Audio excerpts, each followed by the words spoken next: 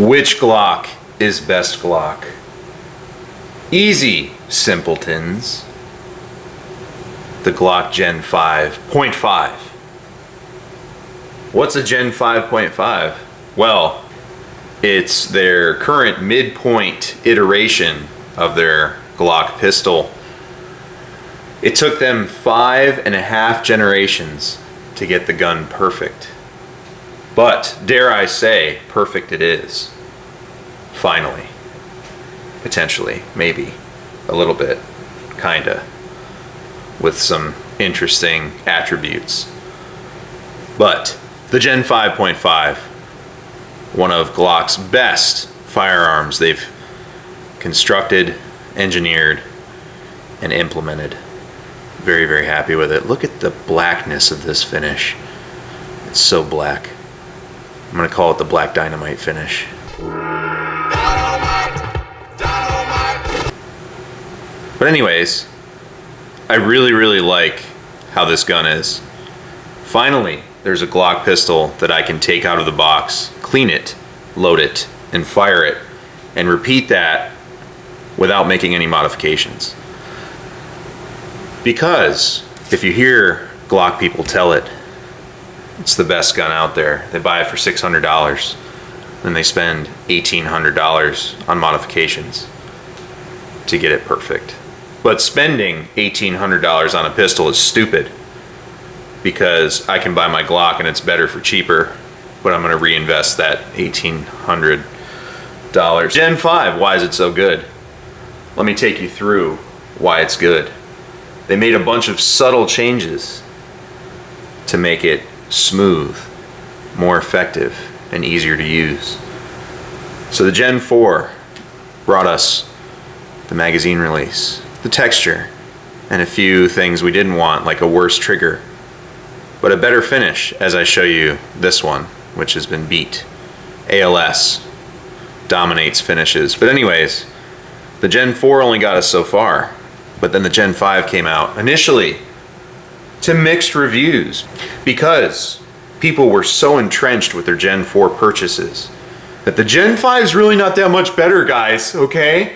The Gen 4 is just fine, all right? The Gen 5s they're good, but you don't need to get a Gen 5. You can stay with your Gen 4s. Maybe, but I will contend that finally Glock has got it right. And I know this is coming from an HK guy, and my Glock videos are almost always highly disputed, but finally I have nice things to say about a Glock.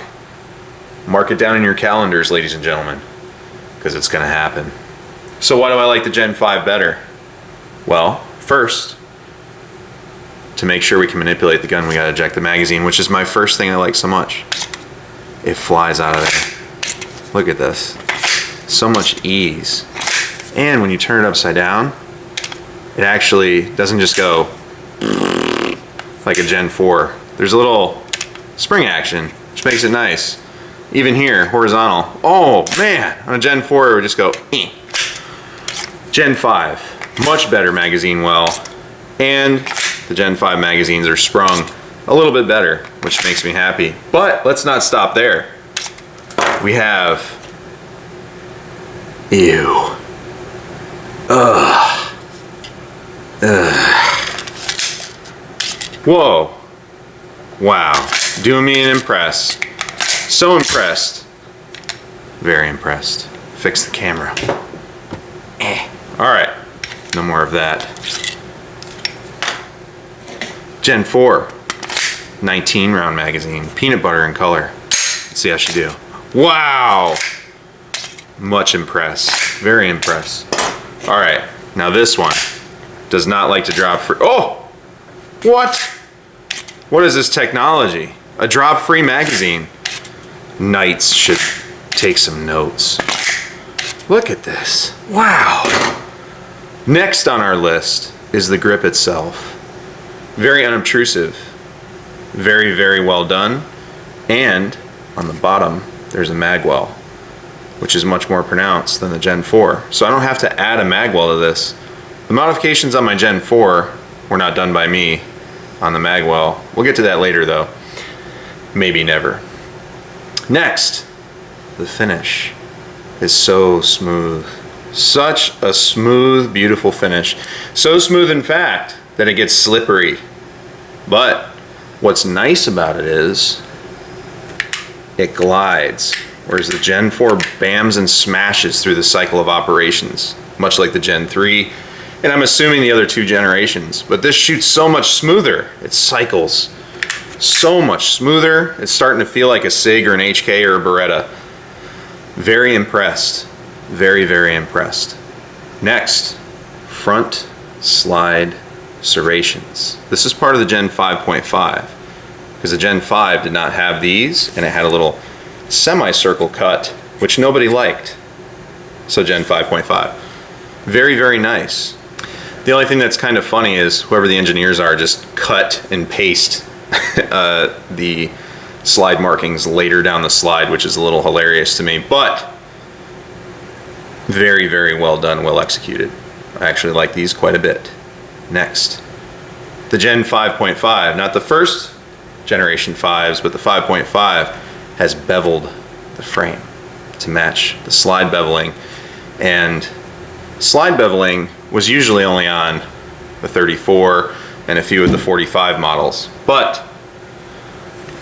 and I think the 30, so the 34, the 35, and then the 45 ACP variants all had this, which was nice. Not all the 45 ACP variants, damn it. I don't know, the 36 I think has it, and maybe the 30S, but I digress. They did it on this. All of them now have this, which is excellent. Makes holstering much, much easier. While we're in the front of the gun, the recoil spring assembly is different, which is very, very good. There's more coils, which allows it to shoot flatter. Glocks are already pretty flat shooting guns, but now they're flatter, which is better. Usually to get the kind of flatness I get with a Gen 5, you needed to put a light on the Gen 4. And some of the Gen 3s and Gen 4s did not like having a light on them. It would cause a lot of issues because it would squeeze the frame. But they fixed that, and now she shoots flat without a light. With a light, even more so. Excellent design. Marksman barrel. Look at the quality of this crown. By the way, my camera is about 1.5 feet away from my face, so I'm not pointing the barrel at my face, just so you're aware. Which is also why I'm like outstretched and hit the camera so much, for those of you in the comments that complain all the time. Anyhow, Marksman barrel. It really leaves its mark on the bullet. If you recover a fully intact bullet, you'll notice that it's really, really marked up from the barrel, which in the Gen 4's back didn't happen because of the polygonal rifling. This has like a hybrid lands and grooves polygonal thing. I don't know, I'd have to look at it more, but it's there.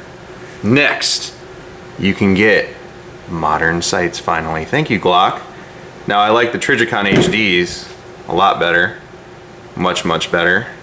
But for an out-of-the-box gun, you can finally get some sights worth having from Glock. Now I know the original Glock night sights were much better and made of metal, but they're really not that great compared to these especially. So good on you, Glock. Very, very happy. Also, they made the slide release ambidextrous. But this is something I don't like because they crudely cut it into the frame. Price points, right? But you can make this gun lefty friendly, and there's a slide release on this side now. So very, very happy, very impressed. Now the trigger is the last part I'm going to cover about why the Gen 5.5 is better. So much smoother, so much shorter, and much more consistent. Now I will say, when you're dry firing it super slow, there's sometimes on some of them a false wall, and it has to do with the change on the mechanism, but by and large works just fine. And mine are really, really good. I will say this one was kind of mushy with softer ammo, but the reset was much more authoritative with 124 plus P. I don't know why. Could have been just me.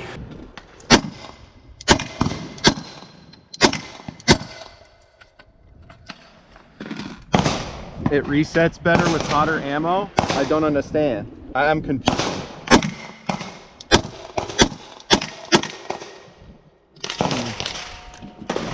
Doing me a confuse.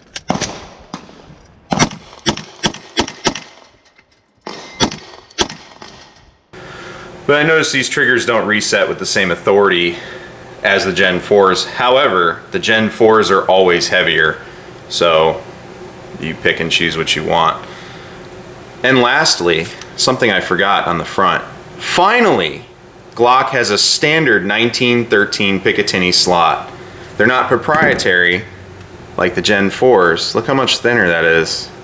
Wow. Everyone complains about HK having a proprietary rail and having to get an adapter, but the only reason that this wasn't a problem is because the market supported Glock so much. That's a proprietary rail.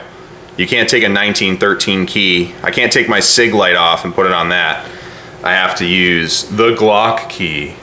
So now I can just use the 1913 rail and be a happy panda, which is great. So overall, the Gen 5.5 specifically is very, very good. And I really like the 34 as well. But my only problem is the slide release. When I shoot this, sometimes I touch this and it locks the slide back prematurely.